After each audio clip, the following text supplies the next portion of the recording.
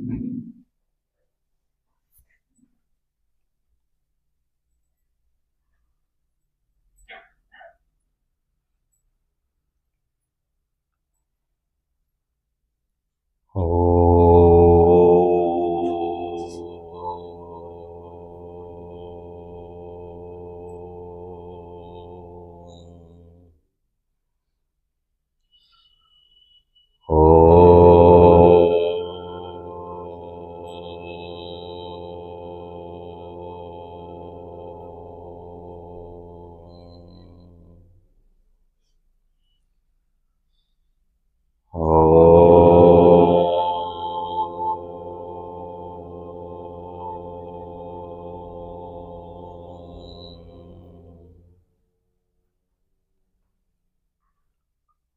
वाङ् मे मनसि प्रतिष्ठिता मनो मे वाचि प्रतिष्ठितम् आविराविर्मयेति वेदस्य मणिस्तः श्रुतं मे मा प्रहासीः अनेनाधीतेन अहोरात्रां सन्दधामि ऋतं वदिष्यामि सत्यं वदिष्यामि तन्मामवतु तद्भक्तारमवतु अवतु माम् अवतु वक्तारम् अवतु वक्तारम् ॐ शान्ति शान्ति शान्तिः। समस्तजनकल्याणे निरतं करुणामयं नमामि चिन्मयं देवं सद्गुरुं ब्रह्मविद्वरम्। ॐ पार्थाय प्रतिबोधितां भगवतां नारायणेन स्वयं व्यासेन ग्रथितां पुराणमुनिना मध्ये महाभारतम् अद्वैतामृतवर्षिणीं भगवतीम् अष्टादशाध्यायिनीम् अम्ब त्वामनुसन्दधामि भगवद्गीते भवद्वेषिणीम्। नमोऽस्तु ते व्यासविशालबुद्धे पुल्लारविन्दायतपत्रनेत्र येन त्वया भारततैलपूर्णः प्रज्वालितो ज्ञानमयप्रदीपः प्रपन्नपारिजाताय स्तोत्रवैत्रैकपाणये ज्ञानमुद्राय कृष्णाय गीतामृतदुहे नमः। सर्वोपनिषदो गावो दोग्धा गोपालनन्दन पार्थो वत्स सुधीर्भोक्तां दुग्धं गीतामृतं वसुदेवसुतं देवं कंसचाणूरमर्दनं देवकी परमानन्दं कृष्णं वन्दे जगद्गुरुं कृष्णं वन्दे जगद्गुरुम्।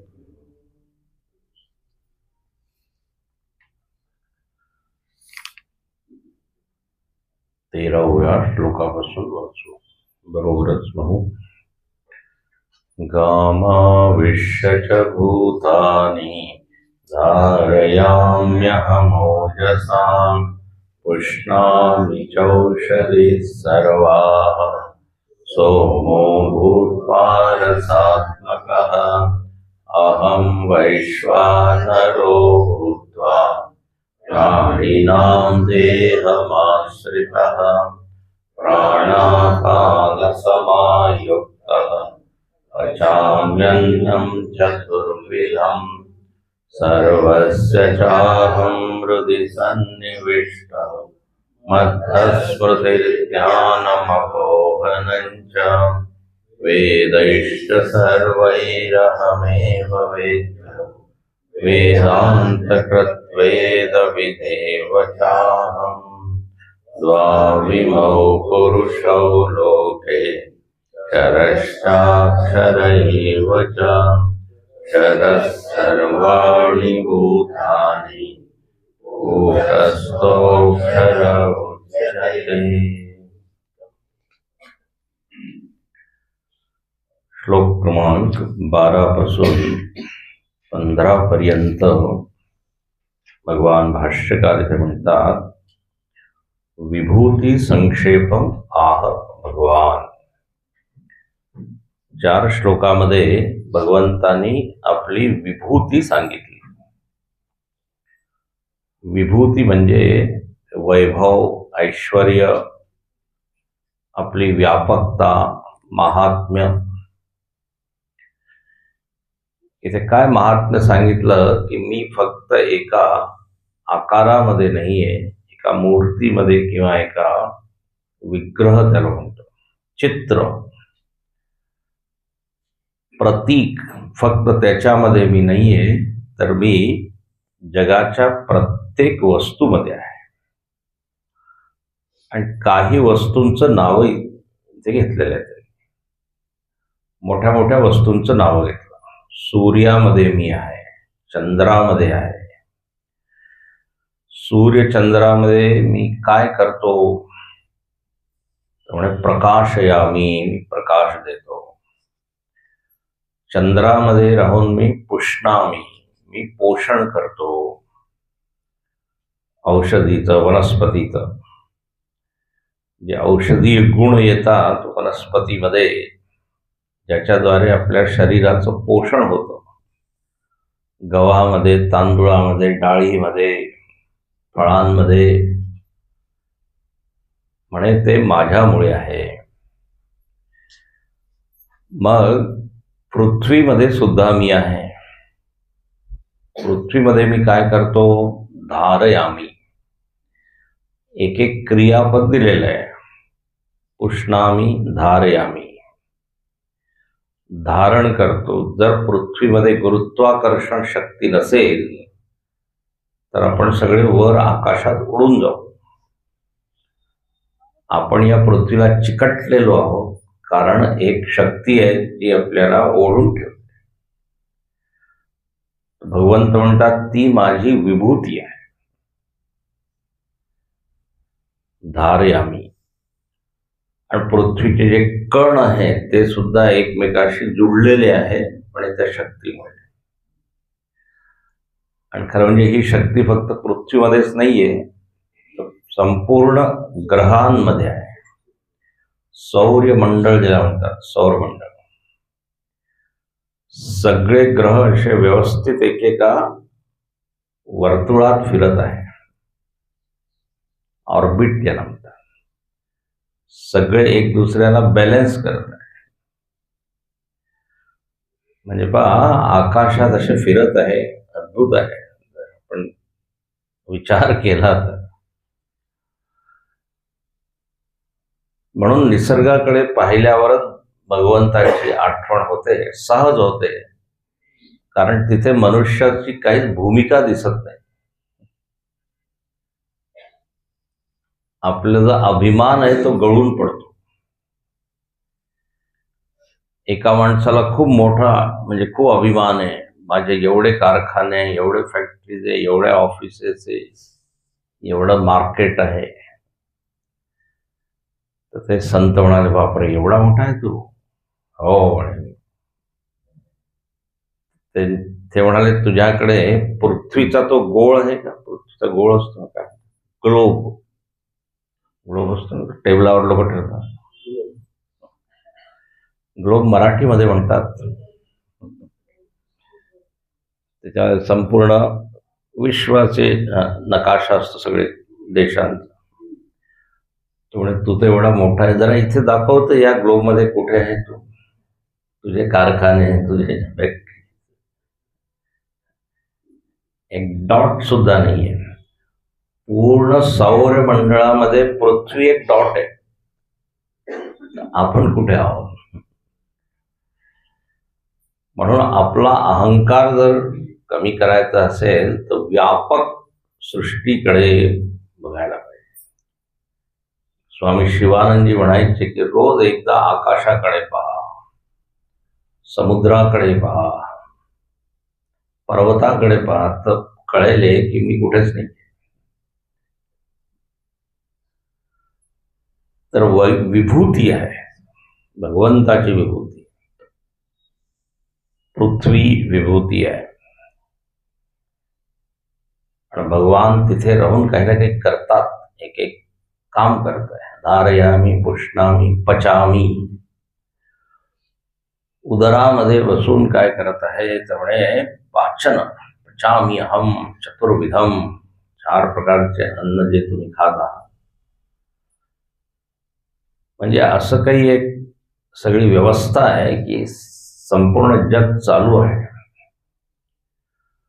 सगळ्याचं कर्तृत्व आपण घेऊ नाही शकत. कर्तृत्व म्हणजे कर्ता भाव, मी केलंय, मी केलंय. मग म्हणतात की हे 4ही वेद हे माझ्यापासूनच उत्पन्न झाले आहे आणि वेदांच्या द्वारे मीच जाणणं योग्य आहे. म्हणजे मीच त्यांचं काय प्रतिपाद्य आहे. कोणाचं प्रतिपादन केलंय? माझं. हे पहा, वेदांमध्ये तसं पाहिलं तर अनेक विषय आहेत. वेदाला म्हटलेलं आहे सर्वार्थ प्रकाशक. जगातील सगळे विषय तिथे प्रकाशित केलेले आहे. म्हणजे 64 कला, 14 विद्या आपण म्हणतो, त्या सगळ्या कुठे आहे? वेदांमध्ये आहे. आयुर्वेद, धनुर्वेद, गांधर्ववेद, स्थापत्यवेद, पाककला, नृत्य, संगीत, ज्योतिष, व्याकरण, छंद, अशा अनेक विद्या आहे. विद्यांचं महासागर आहे समुद्र, वेद. पण हे सगळं सेकंडरी आहे, गौण आहे. मुख्य काय आहे? परमात्मा. वेदांमध्ये सगळ्या प्रकारच्या विद्या, मारण विद्याही आहे. तर इथे म्हणतात की वेदैश्च वेद्य, वेद्य मी आहे. बाकी तुम्ही जाणलं ठीक आहे, पण मला जाणलं पाहिजे वेद वाचून. वेदाचा अभ्यास आत्मज्ञानासाठी. तर वेदैश्च सर्वै अहमेव वेद्य. वेदांत कृत. आत्मज्ञान कशाच्या द्वारे होईल? त्यामुळे वेदांताच्या द्वारे. वेदांत माहितीने काय आहे? वेदांत म्हणजे उपनिषद. वेदांचं अंतिम ज्ञान, शेवटचं ज्ञान, ते म्हणतात वेदांत.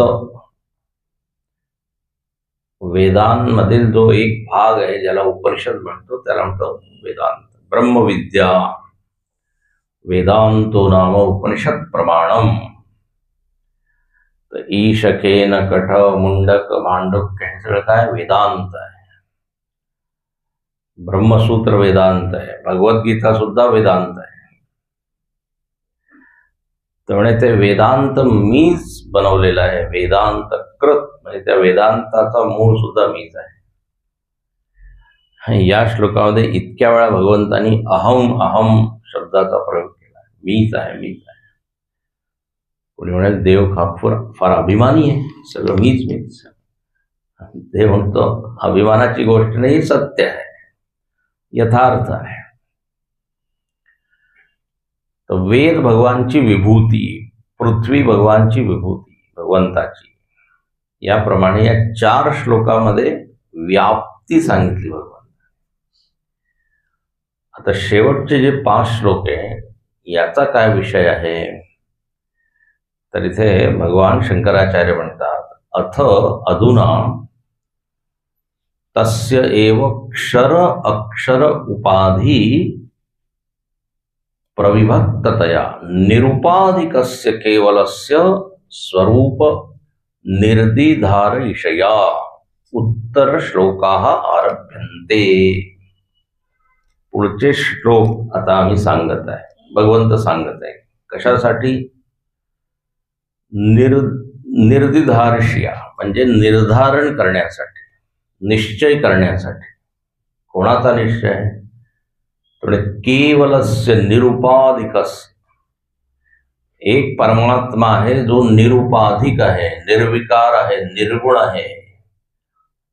याच्यामध्ये काही नाम रूप नाही, काही गुण नाही, उपाधी नाही. असं जे शुद्ध चैतन्य आहे त्याचं वर्णन करण्यासाठी, त्याचा निश्चय करण्यासाठी आता पुढचे 5 श्लोक आहे. तर आता इथे पहा, असं क्रमाक्रमाने सांगतात की एक सोपाधिक आहे, मग एक निरुपाधिक आहे. पहा, द्वाविमौ पुरुषौ लोके, वाचलंय आपण, क्षरश्चाक्षर एव च, क्षरः सर्वाणि भूतानि, कूटस्थोऽक्षर उच्यते.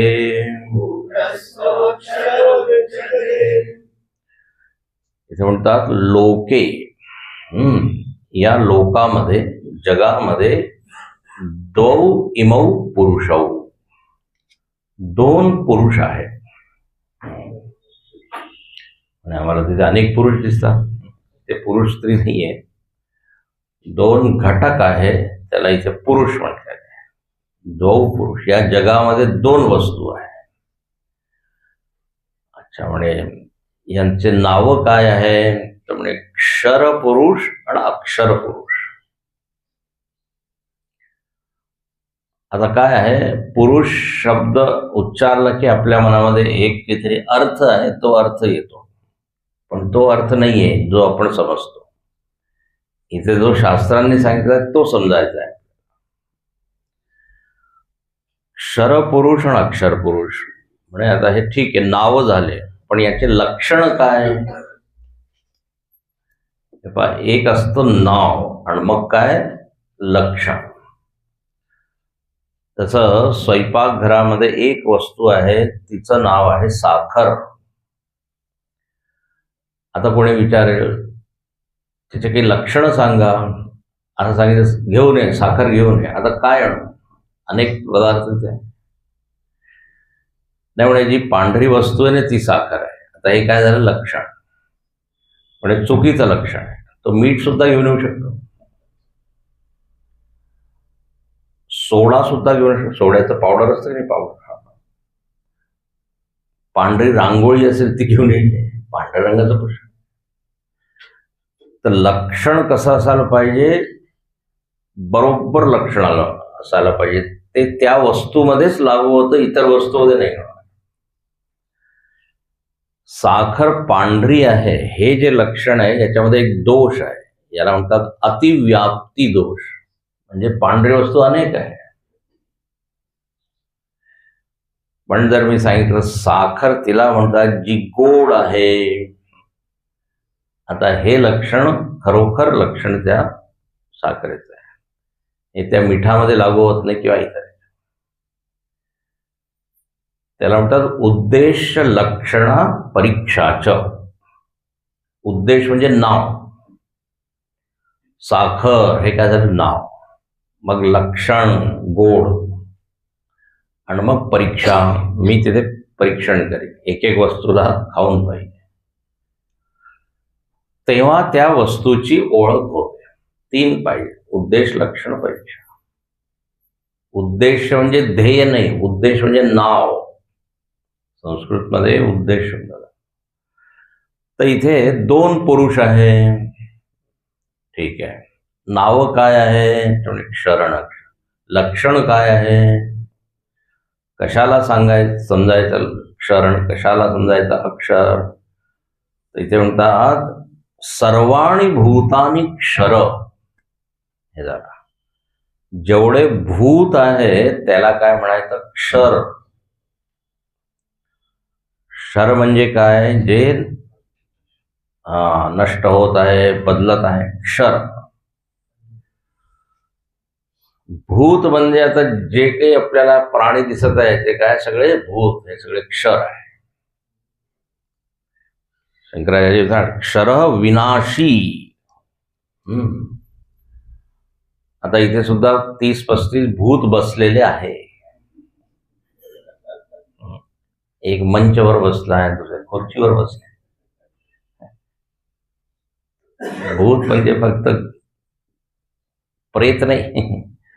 भवंती इथे भूतानी, ज्यांचा जन्म झालेला आहे त्याला भूत म्हणतात.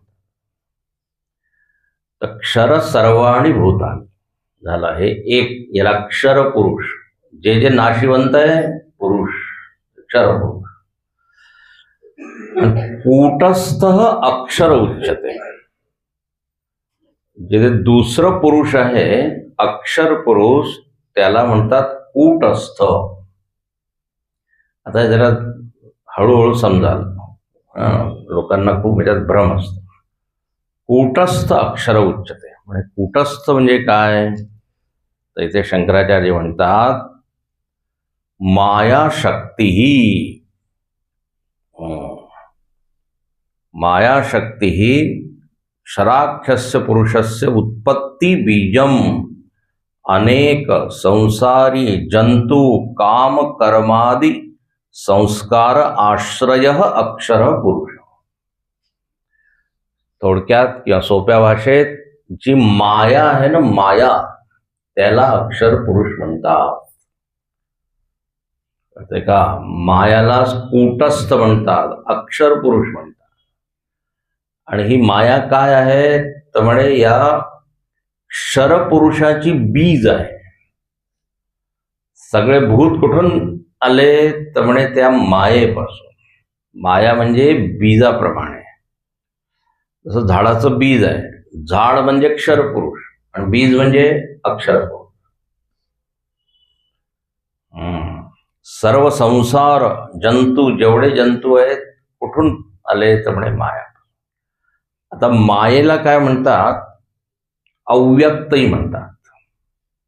मायेला काय? 3 शब्द देतो: अव्यक्त, प्रकृती, माया. जिथून हे सगळं जगत व्यक्त होतं. पण जगाच्या 2 अवस्था आहे, अव्यक्त आणखीन व्यक्त. अगदी सोपं करून सांगतो, जेवढं हे व्यक्त जग आहे ना, हे क्षर पुरुष, आणि जे अव्यक्त आहे ते अक्षर पुरुष. असं. तर 2 दुसरे नाव देतो. हे जे जग दिसत आहे याला म्हणतात कार्य, आणि जग जिथून आलं त्याला म्हणू कारण. जसं बीज काय? कारण. झाड काय? कार्य, झाड. त्याची बीज अवस्था आहे जगाची, त्याला म्हणतात अक्षर किंवा कूटस्थ. इथूनच सगळं व्यक्त. याला माया म्हणतात, याला त्रिगुण म्हणतात. आता अनेक वेळा कुठून सगळं आलं? त्रिगुणात्मक. दासबोधामध्ये समर्थ रामदास स्वामी याला मूळ माया म्हणतात.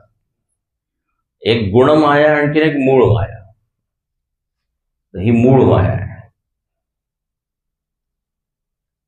तर ही आधी अव्यक्त आहे, मग तिथून सगळं व्यक्त.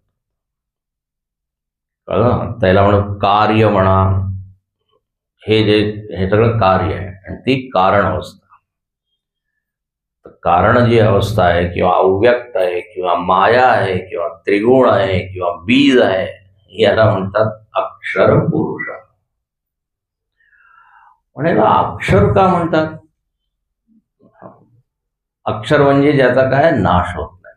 आता पहा, या जगाकडे जर बघितलं तर सतत जगामध्ये नवीन नवीन नवीन वस्तू बनत आहे की नाही? नवीन परिस्थिती, नवीन.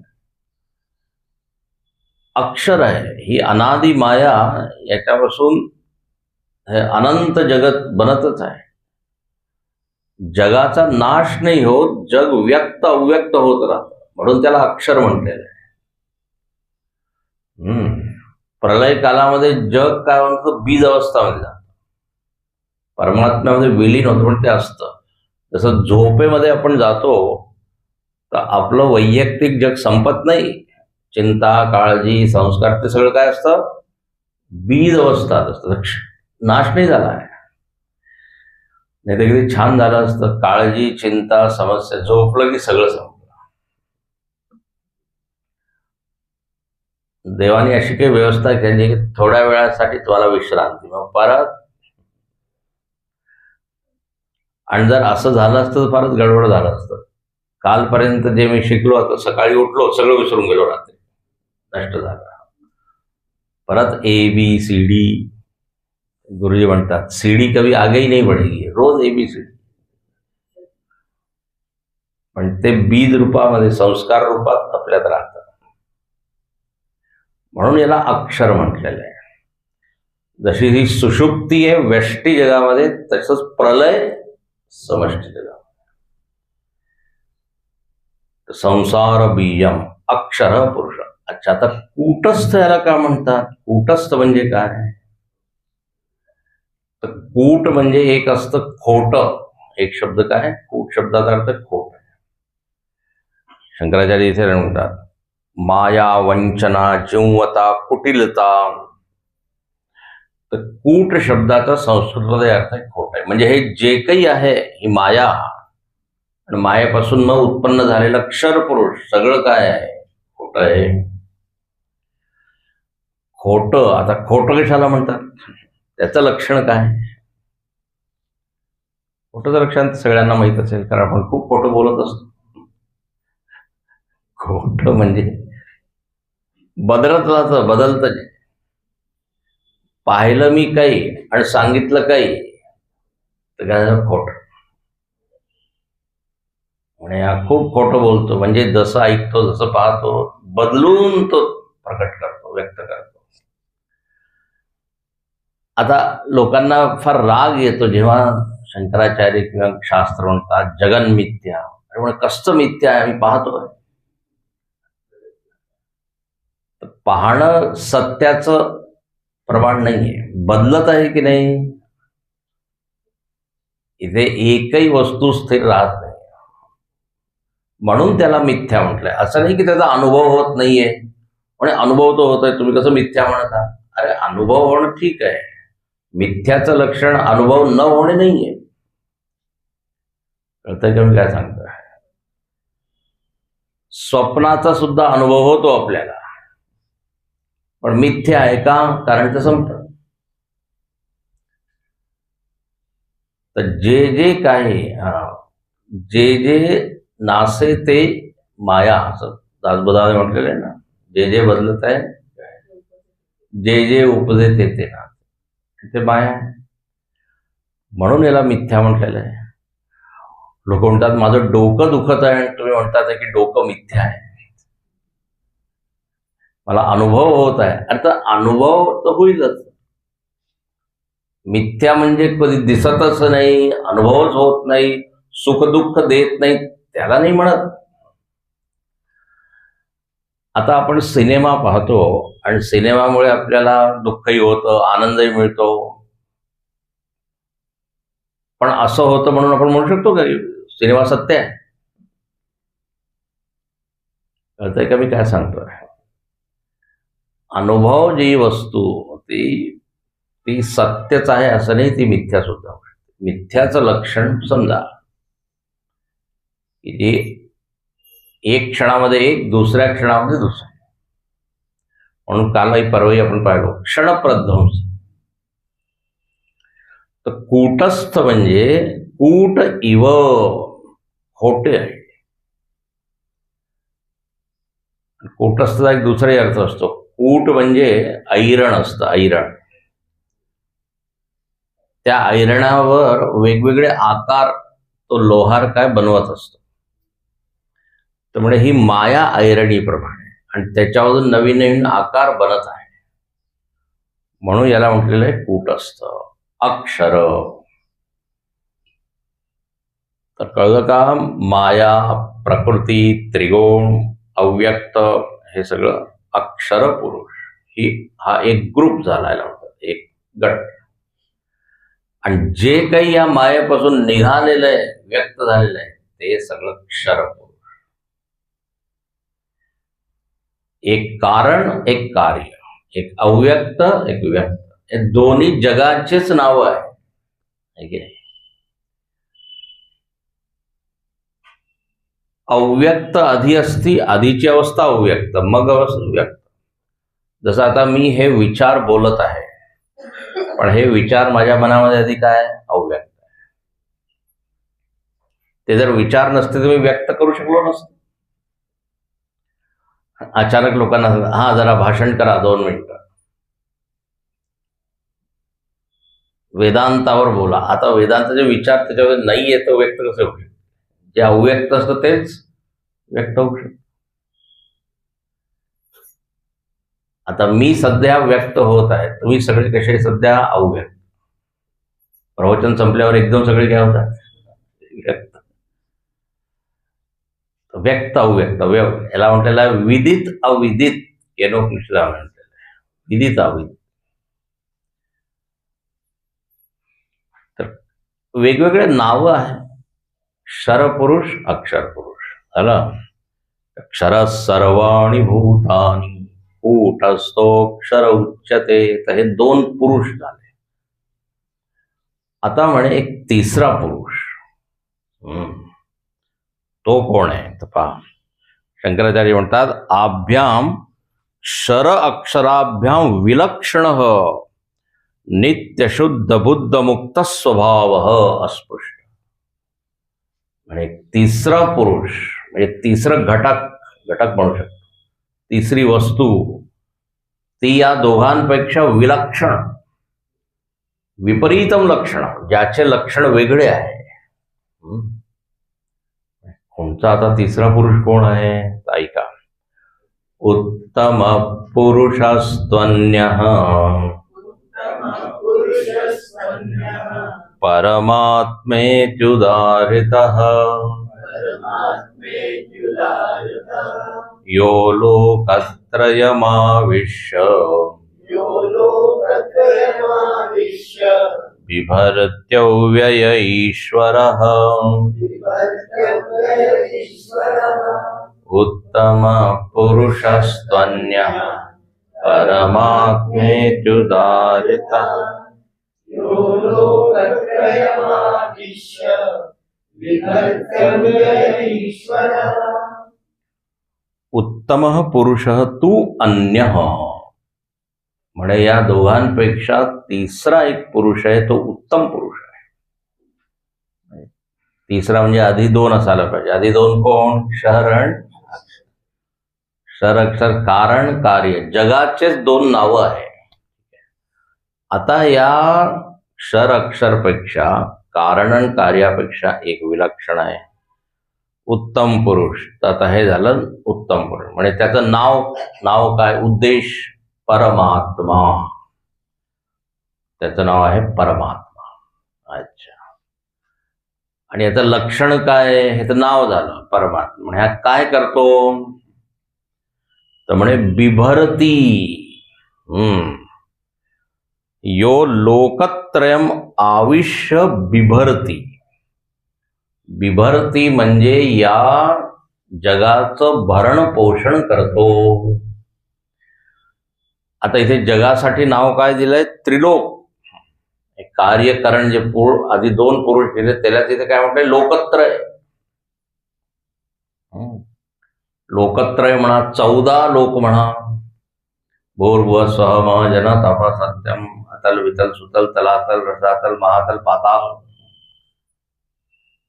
किंवा सोप्या भाषेत त्रिलोक म्हणतो ना आपण. स्वर्ग, पृथ्वी, नरक. उत्तम लोक, मध्यम लोक, अधोलोक.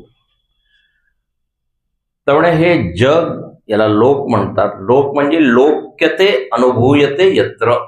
जिथे आपण विविध प्रकारचे अनुभव घेतो त्याला काय म्हणू? लोक. आता मनुष्य लोक, पृथ्वी लोक. मराठीमध्ये लोक म्हणजे लोक, पण इथे लोक म्हणजे जिथे अनुभवाचा क्षेत्र. तर म्हणजे हे जग जे आहे या जगाचं तो भरण करतो, बिभरती, तो कोण आहे? उत्तम पुरुष आहे.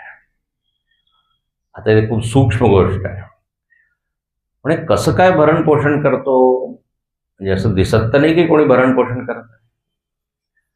भरण पोषण म्हणजे आपल्याला फक्त एकच अर्थ माहिती आहे, भंडारा, रोज जेव घालत आहे. भरण पोषणाचे वेगवेगळे स्तर आहे. जगाचं आपल्याला अस्तित्व दिसत आहे ना, झाड आहे, बिल्डिंग आहे, हे आहे, ते सगळं आपल्याला काय वाटतं? आहे आहे आहे. सगळ्याचं अस्तित्व दिसत आहे. आता लक्ष देऊ नाही कारण सूक्ष्म सांगत आहे. सगळ्यांमध्ये एक अस्तित्व व्याप्त आहे, त्याच्यामुळे त्या जगाचं काय भान आपल्याला होत आहे. जर त्या अस्तित्व काढून टाकलं तर ती वस्तू मरून जाईल. तर अस्तित्व देणे हे सुद्धा एक प्रकारचं काय भरण पोषण झालं. जसं आता उदाहरण देतो, साप आहे, खोटा साप. वेदांताच्या प्रवचनामध्ये साप तर आलाच पाहिजे. रज्जू सर्प, दोरी आणि साप. आता तो आपल्याला जो साप दिसत आहे खोटा आहे, पण त्या सापाचं अस्तित्व का दिसत आहे? सर्प असती, कारण तिथे दोरी आहे, दोरीचं अस्तित्व आहे. त्या सापाचं पोषण कोण करत आहे? दोरी. सापाचे काही आई वडील नाही आहे, त्याचे आई वडील ती दोरी आहे. दोरी नसेल तर साप दिसेल का? आपण असं म्हणू शकतो दोरी काय करत आहे? बिभरती. कळलं? दोरीमुळे त्या सापाचं असते. तर दुसरं उदाहरण, दागिने आणखीन सुवर्ण. सगळ्या दागिन्यांचं भरण पोषण कोण करत आहे? सुवर्ण. सोन्याशिवाय दागिन्याचं अस्तित्व होऊ नाही शकत.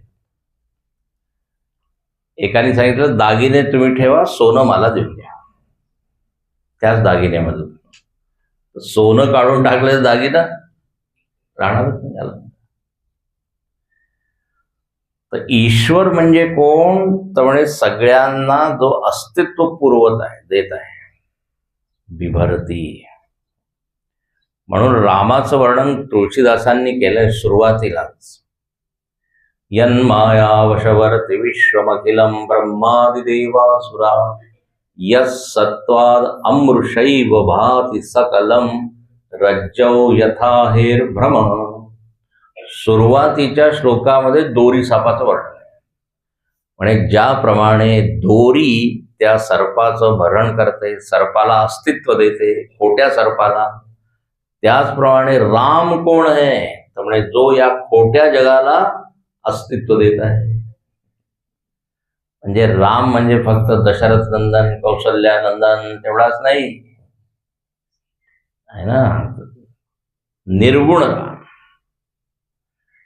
तर इथे जाण उत्तम पुरुष म्हणजे अस्तित्व, असं सत्ता, तो या दोघांपेक्षा वेगळा आहे. कारण कार्य, जगाचं जो कारण आहे, जग ज्याच्यावर दिसत आहे, जगाचं जे अधिष्ठान आहे, चला नवीन शब्द देतो, त्याला म्हटलेलं आहे उत्तम पुरुष. जसं एक पडदा असतो, त्या पडद्यावर सिनेमा दिसतो. जग म्हणजे काय? सिनेमा. आता बघा, 3 गोष्टी आहे. आपल्याला सिनेमा दिसत आहे, तो सिनेमा व्यक्त आहे ना, सगळे दृश्य दिसत आहे. पण ते सगळे दृश्य त्या फिल्मवर कसे आहे? अव्यक्त आहे. फिल्मवर अव्यक्त आहे. आणि अव्यक्त आणखीन वक्त दोन्ही कशावर दिसत आहे? पडद्यावर. पडदा झाला उत्तम पुरुष, फिल्म झाली अव्यक्त पुरुष किंवा अक्षर पुरुष, आणि जे आपण सिनेमा पाहत आहोत तो काय झाला? अक्षर पुरुष. हा, म्हणे हे उदाहरण चांगलं आहे सिनेमाचं. उत्तम पुरुष त्या फिल्मपेक्षा तर उत्तम आहे ना पडदा. पडदाच नसेल तर मग काय? काही दाखवायचं असेल तर आधी आपण शोधतो काही भिंत आहे का? परमात्म्यावर सगळा हा खेळ सुरू आहे, प्रपंच. उत्तम पुरुष, याला उत्तम म्हटलंय कारण याच्याशिवाय जग काही राहणारच नाही. आणि आता या परमात्म्याचं काय लक्षण आहे, तर एक तर सांगितलं बिभरत, म्हणजे त्याच्यामुळे जग भासत आहे, दिसत आहे. आणि एक लक्षण दिलेलं आहे शंकराचार्य, नित्य शुद्ध बुद्ध. ते चैतन्य आहे, ते चैतन्य नित्य आहे, शुद्ध आहे. जगामध्ये सगळी अशुद्धी आहे, पण त्याचं जे कारण आहे शुद्ध आणि नित्य शुद्ध, कधी कधी शुद्ध नाही. बुद्ध म्हणजे चैतन्य रूप, बुद्ध शब्दाचा अर्थ असतं चैतन्य. तर असा तो काय उत्तम पुरुष आहे. या तिन्ही लोकांच्या अंतरंगामध्ये अधिष्ठान रूपात तो बसला. शंकराचार्य म्हणतात, भूर्भुवस्वः आख्यम स्वकीयया चैतन्य बलशक्त्या प्रविश्य बिभरती स्वरूप सद्भाव मात्रेण विभरती. सत सत सत, सगळं आपल्याला काय असं वाटतं, आहे आहे आहे. पुस्तक आहे, पेटी आहे, माईक आहे, खुर्ची आहे, मी आहे, तू आहे. आता मी, तू, खुर्ची याच्यामध्ये फरक आहे, पण आहे मध्ये काही फरक आहे? आहे आहे. पण आपल्याला काही म्हणजे असं कधी भानच होत नाही की एक आहे आहे. तर बोलले अस्तित्व आहे, अस्तित्वाने वेगवेगळे रूप घेतलेले, फारच सूक्ष्म आहे. एकदा गुरुदेव सिद्धवाडीमध्ये होते आणि ते बागेमध्ये फिरत होते. त्यांना याचं खूप आवड होती. तर गुरुदेवांना कोणीतरी विचारलं, हे झाड कशाचं आहे? तर गुरुदेवांनी हेच उत्तर दिलं, म्हणजे अस्तित्वाचं झाड आहे. अस्तित्व एका विशिष्ट रूपामध्ये प्रकट झालंय, त्याला आपण म्हणतो झाड. तर त्या अस्तित्वालाच ईश्वर. आता पहा, इथे एकदम निरुपाधिक आहे की नाही, काही नाम नाही, आकार नाही, गुण नाही. म्हणून विवेक चूडामणीमध्ये एक श्लोक आहे, नाम रूप गुण दोष वर्जितम देश काल विषयातिवर्त्यत जाति नीति कुल गोत्र दूरगम ब्रह्मतत्वमसि भावयात्मनी. म्हणे मी कसा आहे, तर म्हणजे जाती नीती कुल गोत्र काही नाही, याचा संबंध शरीराशी आहे. जाती नीती कुल गोत्र, देश काल विषय, इथे स्थळ काळ आकार काहीच नाही, गुण दोष नाही, निर्दोषम ही समम ब्रह्म. ते ब्रह्मतत्व मी आहे असं रोज ध्यान करा. निर्वाण षटकम मध्ये म्हटलेलं आहे, मनोबुद्धी हंकार चित्तानि नाहम न च स्रोत जिंवे न च घ्राण नेत्रे. हे काही नाही, न. आपल्याला वाटतं हे सगळं जर बाजूला केलं तर राहणारच नाही, की शून्य होऊन जाईल. नाही की एक चैतन्य राहील, चिदानंद रूप शिव. जसं मी इथे हॉलमध्ये बसलोय आणि एक एक वस्तू काढत आहे, सोफा, माईक, हे. आता कोणी म्हणे अरे इथे काहीच नाही, पण मी काय म्हणणे, मी आहे. एक वस्तू आहे ना, मीच सगळ्यांना आहे. तर एक अधिष्ठा शून्य नाही आहे. चैतन्याला शून्य नाही म्हणत, चैतन्य कसं आहे, अस्तित्व आहे. हा, संसार नाही आहे तिथे, संसार शून्य आहे, पण मी आहे.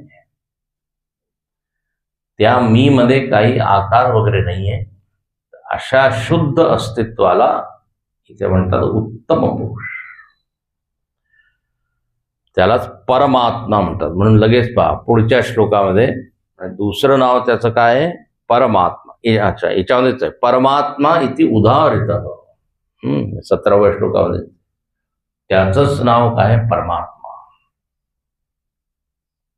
आणखीन परत म्हणतात की एक तिसरं नाव. आता इथे उत्तम पुरुष दिलं एक नाव, परमात्मा दिलंय. आता हे उत्तम पुरुषला उलट करा. आता काय पुरुषोत्तम. यस्माक्षरमतीतोऽहम् अक्षरादपि चोत्तमः अतोऽस्मि लोके वेदे च प्रथितः पुरुषोत्तमः. यस्माक्षरमतीतोऽहम् अक्षरादपि अतोऽस्मि लोके वेदे च प्रथितः.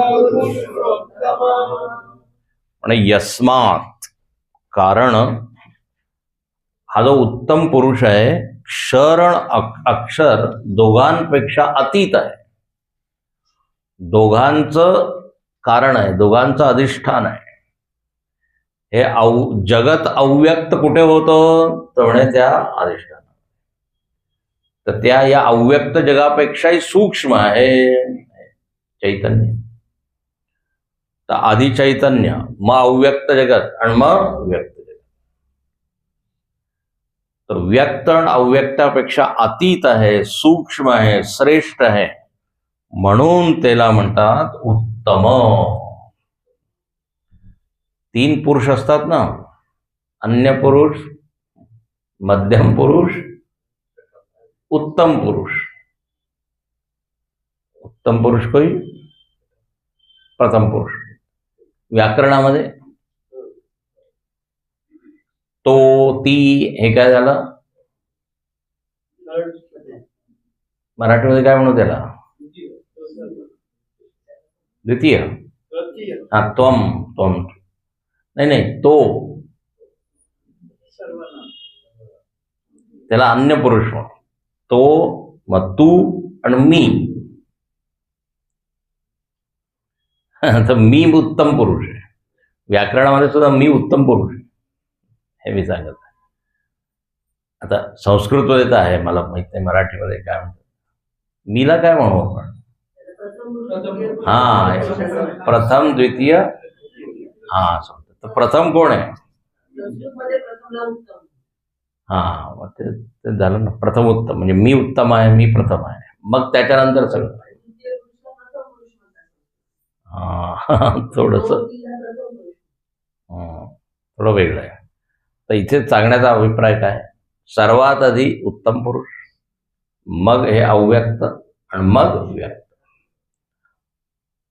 म्हणे हे सगळ्यात उत्तम असल्यामुळे, सूक्ष्म असल्यामुळे याला पुरुषोत्तम असं म्हणतात.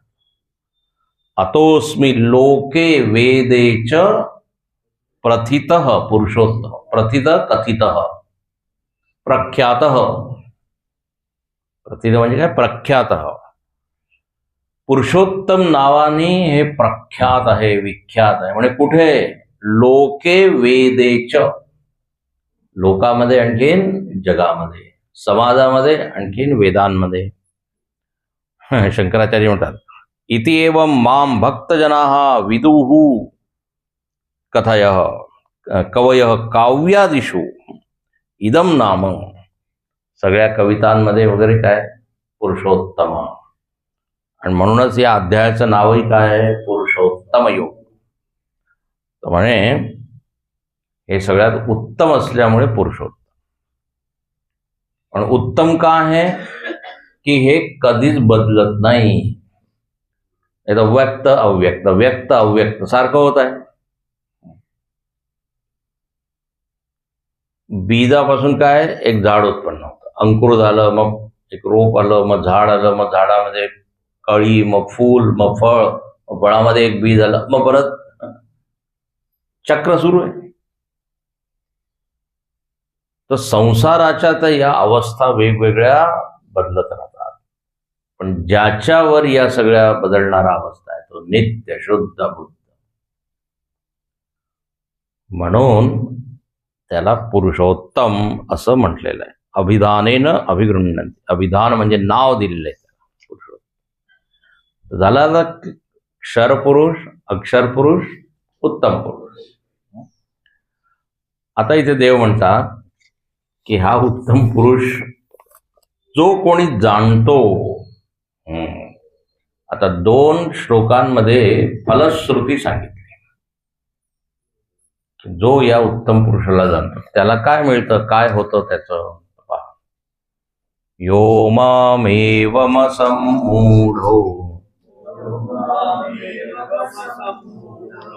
जानाति पुरुषोत्तमम्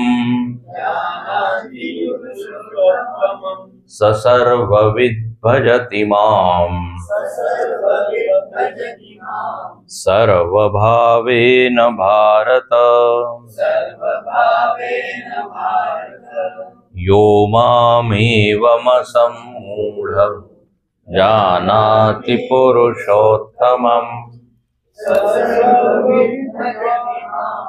सर्वभावेन भारत. शंकराचार्य म्हणतात अथ इदानीं यथा निरुक्तम आत्मानं यो वेद तस्य इदं फलम उच्यते. म्हणजे ज्याचं आत्ता वर्णन केलं, ज्या प्रकारे वर्णन केलं त्या प्रकारे जर कोणी जाणलं, म्हणजे जसं सांगितलं तसं समजायचं आहे, तर त्याचं फळ काय. फलश्रुती. लोकांना फलश्रुतीमध्ये खूप आवड असते. हे स्तोत्र म्हणा, ते स्तोत्र म्हणा, नाही आधी सांगायचं फळ काय. सुख संपत्ती घरावे. हा बघ म्हणजे लोगों को पहले फल चाहिए. सत्यनारायण कथा काय फळ होईल. भीमरूपी त्याच्यानं सुद्धा फळ सांगितलंय. काय भूत प्रेत संबंधादी रोगव्याधी समस्तही नासती तुटती आनंदे भीमदय. स्त्री सूक्त कोणते सूक्त म्हणजे जर हे ज्ञान मिळवलं पुरुषोत्तमाचं तर काय होईल. तर यो माम जानाती, जो मला जाणतो. कोणत्या रूपात. पुरुषोत्तम रूपात. म्हणजे कृष्ण फक्त वृंदावन विहारी बासरी वाजवणारा एवढंच नाहीये.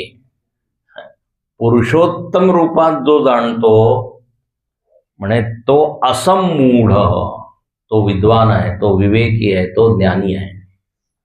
यो माम असम्मूढ जानाति, जो मला जाणतो पुरुषोत्तम रूपात तोच खरोखर मला जाणतो.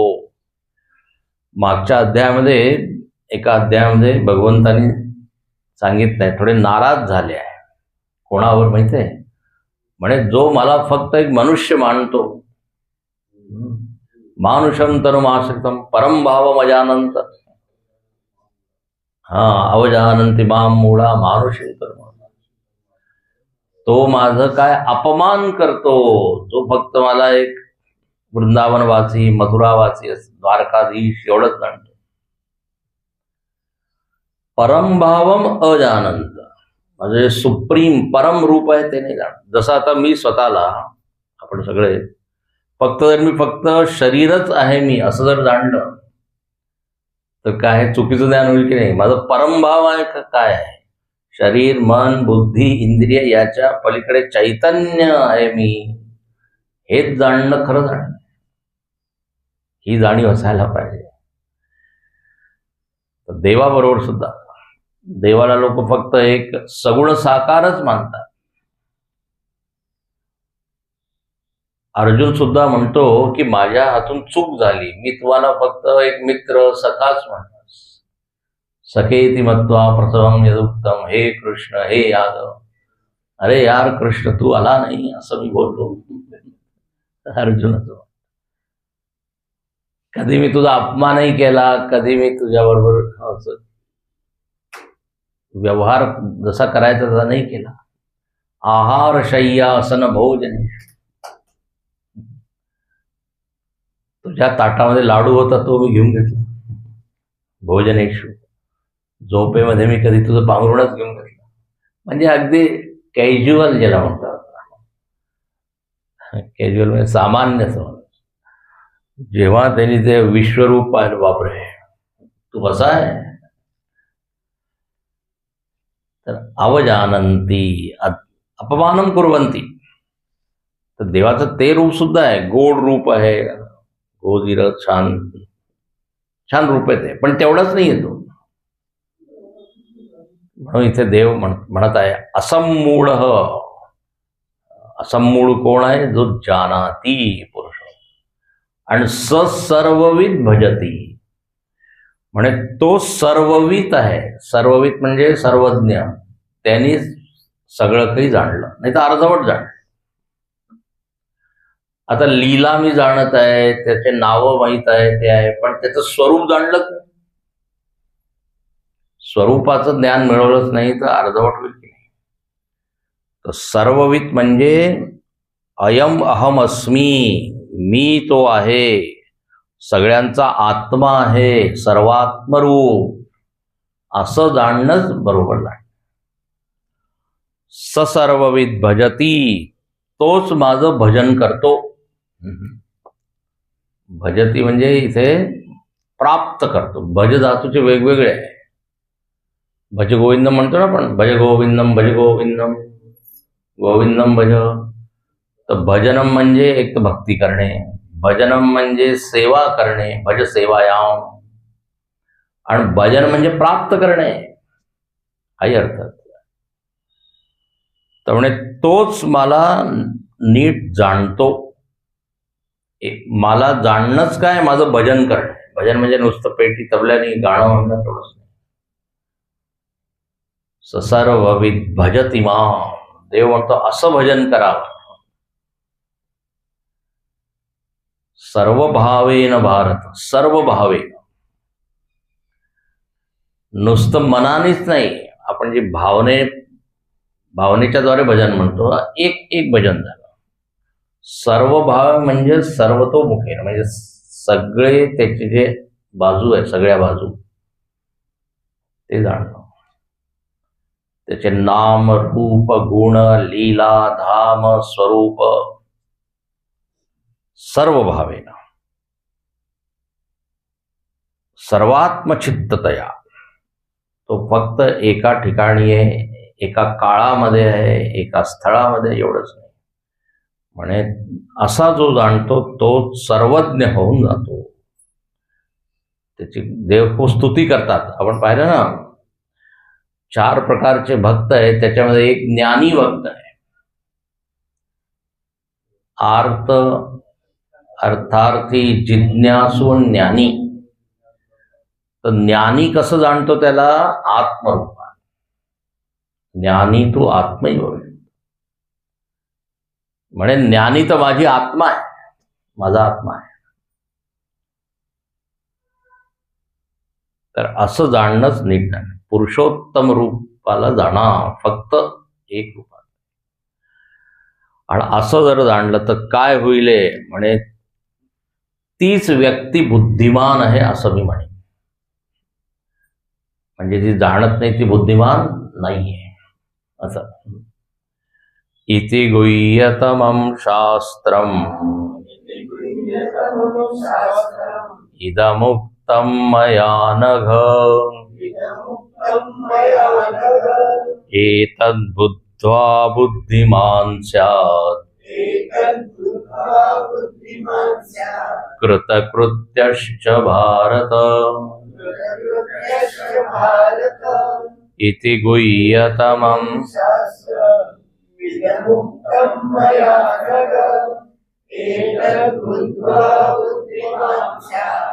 कृतकृत्यश्च. मागच्या श्लोकात सुद्धा अर्जुनाला भारत, भारत, भरतवंशामध्ये ज्याचा जन्म झाला आहे, हे भरतवंशी अर्जुन. इति, आता इति म्हणजे आता इथे पूर्ण करत आहे. इति गुह्यतमं शास्त्रमिदम. हे लक्षात घ्या, पहिल्या दिवशी मी सांगितलं होतं, म्हणजे परत सांगा, आता विसरलो, 4-5 दिवस झाले. 1 तास पुष्कळ आहे विसरण्यासाठी. पहिल्या दिवशी सांगितलं होतं की या अध्यायाला शास्त्र म्हटलेलं आहे. इदम शास्त्रम, आणि शास्त्र म्हणजे काय? अशेष अर्थ प्रतिपादक ग्रंथ, ज्याच्यामध्ये सगळे विषय आले त्याला म्हणतात शास्त्र. तर आपण पाहिलं ना, पहिल्या दिवसापासून मी सांगतोय, याच्यामध्ये सृष्टीचं वर्णन आहे, साधकाचं वर्णन आहे, साधनेचं वर्णन आहे, विभूतीचं वर्णन आहे, आणि आता उत्तम पुरुष म्हणजे जे शुद्ध चैतन्य त्याचं वर्णन. तर शास्त्राचे जेवढे अंग आहेत, जे जे विषय आहेत, ते सगळे याच्यामध्ये आले आहे. म्हणून देव इथे म्हणत आहे की यद्यपि गीताख्यम समस्तम शास्त्रम उच्यते तथापि अयमेव अध्याय इह शास्त्रम. यद्यपि पूर्ण ग्रंथाला आपण शास्त्र म्हणतो, पण या अध्यायाला भगवंत स्वतः शास्त्र म्हणत आहे. स्तुत्यर्थम प्रकरणात, भाष्यकार म्हणतात या अध्यायाची स्तुती करत आहे देव, म्हणून म्हणतात शास्त्र. याच्यामध्ये जीवाची गती सुद्धा सांगितली ना, जीव कसा जातो सगळं सांगितलंय. तर जर संपूर्ण गीता पाठ करता येत नसेल तर कमीत कमी 15 वाक्य इदम शास्त्र. आणि उत्तम मया, माझ्याद्वारे हे शास्त्र सांगितलं गेलं. अच्छा, एतद बुद्ध्वा, याला जर कोणी नीट जाणलं समजलं तर काय होईल? म्हणे त्याला मी म्हणेन बुद्धिमान. बुद्धिमान म्हणजे फक्त बुद्धी ज्याच्याकडे आहे त्याला नाही म्हणत बुद्धिमान. बुद्धी तर सगळ्यांकडे आहे, पण सगळ्यांना आपण बुद्धिमान नाही म्हणत. जसं सगळेजण विज्ञान शिकतात, पण सगळ्यांना वैज्ञानिक म्हणतो का? कोणी तबला किंवा पेटी उचलून नेत आहे, इकडून तिकडे नेत आहे, तर त्याला आपण कलाकार म्हणू का? संगीतकार? नाही, त्याकडे तबला आहे, पेटी आहे, त्याला वाजवता येते की नाही? नाही तर तबला कॅरियर, हार्मोनियम उचलणारा. आपण सुद्धा बुद्धीला फक्त बुद्धी कॅरियर, जो बुद्धीचा बरोबर उपयोग करतो त्याला बुद्धिमान असं म्हणतात. बुद्धिमान. आणि बुद्धीचा खरोखर उपयोग काय? तर म्हणे सत्य असत्याचा विवेक, सारासार विवेक. समर्थ रामदास स्वामी खूप याच्यावर भर देतात, सारासार विवेक. बुद्धीचा उपयोग फक्त मी संसाराचं ज्ञान मिळवण्यामध्येच त्याचा उपयोग केला तर म्हणे अरे व्यर्थ. म्हणून त्या उपनिषदामध्ये एक वाक्य आहे, आत्मानं जानीत अन्या वाचो विमुंचत. इतर गोष्टींना सोडा, प्रायोरिटी, प्राधान्य कोणाला द्या? आत्मा. एक राजाचा एक दरबार होता आणि तिथे एक कलाकार आला, तो जोहरी म्हणजे हिरा मोता रत्नपारखी, तो एक घेऊन आला असा एक. आणि तो त्या दरबारामध्ये विचारतो, इथे कोणी आहे जो याची खरी किंमत सांगू शकतो? जो कोणी सांगेल त्याला मी एक इनाम देईन, एक पारितोषिक, पुरस्कार, काही देईन, बक्षीस. आता सगळे लोक त्याची किंमत सांगू लागले. अच्छा, त्या दरबारामध्ये एक संत सुद्धा होते. आता काय झालं, त्या एका दरबारीने एकदम बरोबर त्याची किंमत सांगितली, खूप विचार करू. तर तो जो आला होता रत्नपारखी प्रसन्न झाला, म्हणे ठीक आहे, तुला मी बक्षीस हेच हा हिरा देतो. आता जो तेव्हा द्यायला लागला, जेव्हा तो द्यायला लागला, तो संत उभा राहिला, म्हणे याला मी बक्षीस देतो. काय? म्हणे याला खूप मारा, हे त्याचं बक्षीस आहे. सगळे लोक म्हणे हे काय विचित्र, त्यांनी इतकी छान किंमत सांगितली, इतका विचार करू. आता महात्मा लोकांचं थोडं वेगळंच असतं. लोक म्हणाले तुम्ही शिक्षा त्याला देताय की बक्षीस देताय? आणि असं का करत आहे? त्यांनी तर बरोबर किंमत सांगितली. म्हणे याच्याकडे एवढी चांगली बुद्धी असून यांनी बुद्धीचा उपयोग फक्त दगड ओळखण्यामध्येच लावली बुद्धी. दगडच आहे ना एक प्रकारचा, दगड म्हणून आहे ना, म्हणतातच त्याला प्रिशियस स्टोन. बुद्धी एवढी चांगली आहे, पण हे ओळखण्यामधून खरा बुद्धिमान कोण तर म्हणे जो आत्मतत्वाला ओळखे, आणि तोच कृतकृत्यश्च भारत, तोच कृतकृत्य होईल. कृतकृत्य खूप छान अनुभूती आहे. जे मला करायचं ते मी केलं, कृतकृत्य. कृतम कर्तव्यम येन स कृतकृत्य, जे कर्तव्य होतं ते मी केलं. तेव्हा आपल्याला सुद्धा छोटे छोटे कृतकृत्यता येत राहते. जे माझं कर्तव्य जे मी पूर्ण करतो, आता मला समाधान झालं, नाही तर चुटपुट लागत, मला करायचं होतं पण केलं नाही. कर्तव्य, कर्तव्य पूर्तीमध्ये एक आनंद आहे. तर सगळ्यात मोठं कर्तव्य काय मनुष्य जन्माचं? स्वतःला ओळख. बाकी सगळे सेकंडरी कर्तव्य आहे. कुटुंबासाठी काही करायचं आहे, घरासाठी, समाजासाठी, राष्ट्रासाठी अनेक कर्तव्य आहे. नियतम कुरु कर्मत्वम, शास्त्रांनी बरेच कर्तव्य सांगितले आहे. पण सगळ्यात पहिलं कर्तव्य आणि मोठं कर्तव्य काय? स्वतःला जाणं, कृतकृत्य. मारुतीला जेव्हा लंकेमध्ये गेलाय सीतेमातेकडे, तर सीता खूप प्रसन्न झाली. जेव्हा निरोप दिला रामाचा, आता ती एकानंतर एक वरदान देत आहे मारुतीला, वर देत आहे.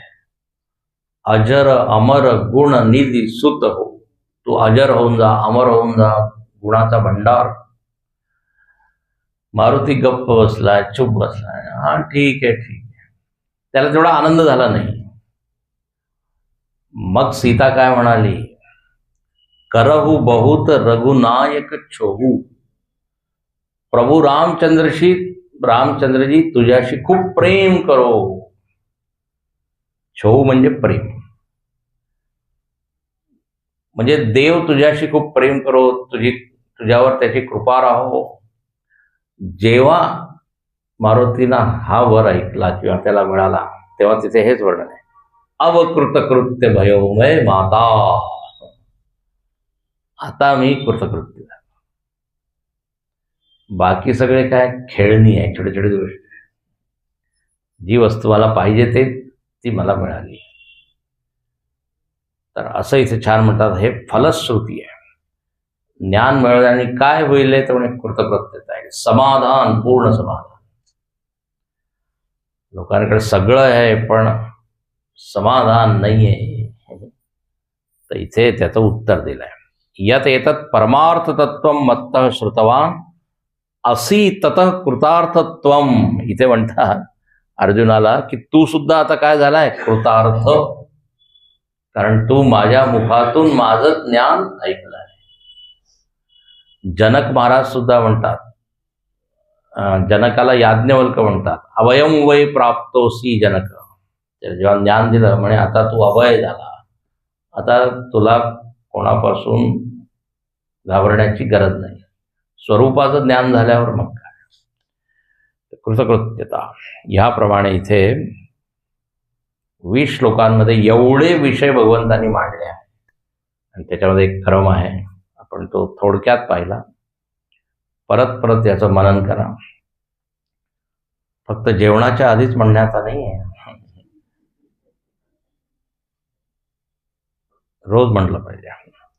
ओम तत्सदिति श्रीमद्भगवद्गीतासु उपनिषत्सु ब्रह्मविद्यायां योगशास्त्रे श्रीकृष्णार्जुनसंवादे पुरुषोत्तमयोगो नाम पंचदशोऽध्याय. पहिला श्लोक परत म्हणू. श्री भगवानुवाच ऊर्ध्वमूलमदः शाखम् अश्वत्थं प्राहुरव्ययम् छन्दांसि यस्य पर्णानि यस्तं वेद स वेदवित्. ओम पूर्णमदः पूर्णमिदं पूर्णात् पूर्णमुदच्यते पूर्णस्य पूर्णमादाय पूर्णमेवावशिष्यते।